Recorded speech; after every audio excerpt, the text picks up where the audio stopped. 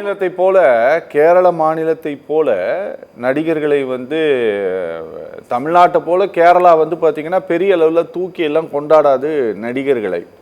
ஆனால் தமிழ்நாடு அப்படியே வித்தியாசமாக இருக்குதுன்னு வச்சுக்கோங்களேன்.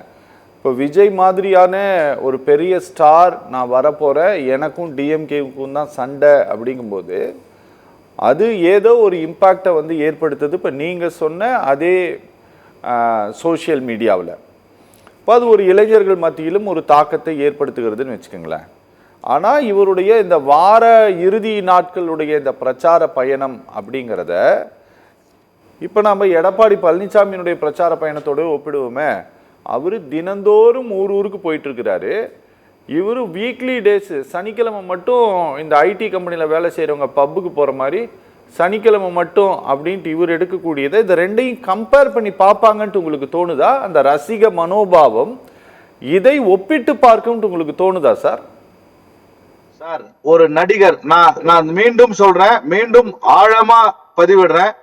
கமலஹாசன் கூட நான் தேர்தல் பயணம் சுற்றுப்பயணத்தில் நேரடியாக களத்தில் ஈடுபட்டவன். சரி, கமலஹாசனுக்கு எல்லா கட்சிக்காரர்களும் எல்லா வயது உடையவர்களும் கமலஹாசனை பார்ப்பதற்கு வந்தார்கள்.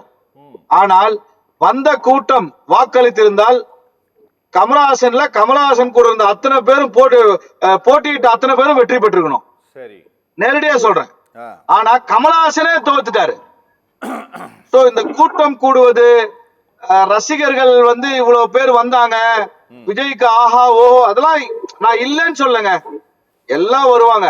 அந்த சினிமா மோகம் கண்டிப்பா நம்மளுக்கு இருக்குது, நமக்கு இருக்குது. ஆனா தமிழ்நாடு ஒரு வித்தியாசமான மாநிலம்ங்க.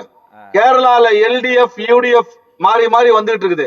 ஆனா 2016 அதிமுக மீண்டும் ஆட்சிக்கு வந்தது. இன்றைக்கு திமுகவை வீழ்த்துவதற்கு ஒரே ஒரு வழிதான் இருக்கிறது. Political arithmetics, political alliances, political mathematics கரெக்டா இருந்தா கண்டிப்பா கூட்டணி அமைந்தால் திமுகவை வீழ்த்தலாம்.